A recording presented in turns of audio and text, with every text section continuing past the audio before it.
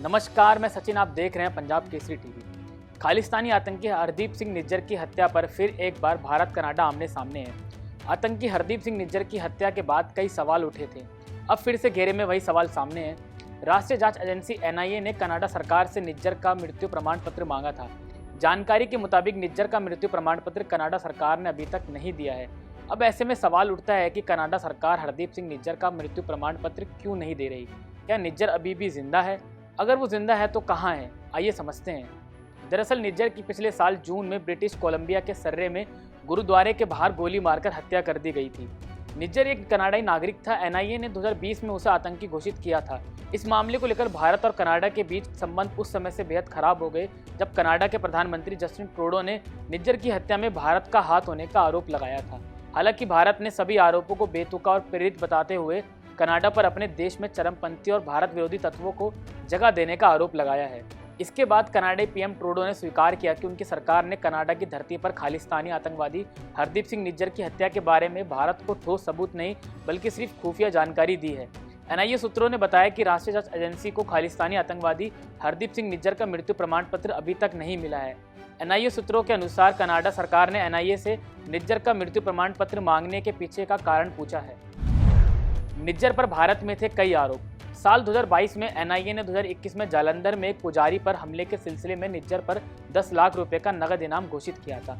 जांच के दौरान यह पाया गया कि निज्जर ने भड़काऊ बयान दिए थे और आपत्तिजनक सामग्री पोस्ट की थी और नफरत भरे भाषणों के माध्यम से विद्रोह फैलाने के लिए सोशल मीडिया प्लेटफॉर्म पर तस्वीरें और वीडियो शेयर की थी। NIA के एक दस्तावेज में कहा गया है कि जमा किए गए सबूत इस बात की पुष्टि करते हैं कि वह देशद्रोह और विद्रोह आरोपों को बढ़ावा देने और भारत में विभिन्न समुदायों के बीच नफरत पैदा करने की कोशिश कर रहा था। निज्जर का नाम NIA द्वारा दिसंबर 2020 में दर्ज की गई FIR में दर्ज किया गया था, जब किसान दिल्ली में 3 कृषि कानून के लिए प्रदर्शन कर रहे थे। निज्जर पंजाब के जालंधर जिले के फिल्लौर उपखंड के बहार सिंहपुरा गाँव का रहने वाला था। फरवरी 2023 में गृह मंत्रालय ने KTF समेत अन्य संगठनों को गैर कानूनी गतिविधि रोकथाम अधिनियम के तहत आतंकवादी संगठन घोषित किया था। निज्जर ने कथित तौर पर जगतार सिंह तारा से मिलने के लिए 2013-14 में पाकिस्तान का दौरा किया था। तब से ही वह संदेह के घेरे में था। हरदीप सिंह निज्जर के बारे में यह भी कहा जाता है कि उसके दल खालसा के नेता गजिंदर सिंह के साथ बहुत अच्छे संबंध थे।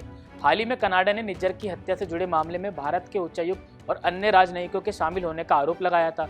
इस पर भारत ने सख्ती दिखाई और कड़ी कार्रवाई करते हुए कनाडा के 6 राजनयिकों को निकाल दिया। साथ ही कनाडा से अपने उच्चायुक्त, राजनयिकों और अधिकारियों को वापस बुला लिया।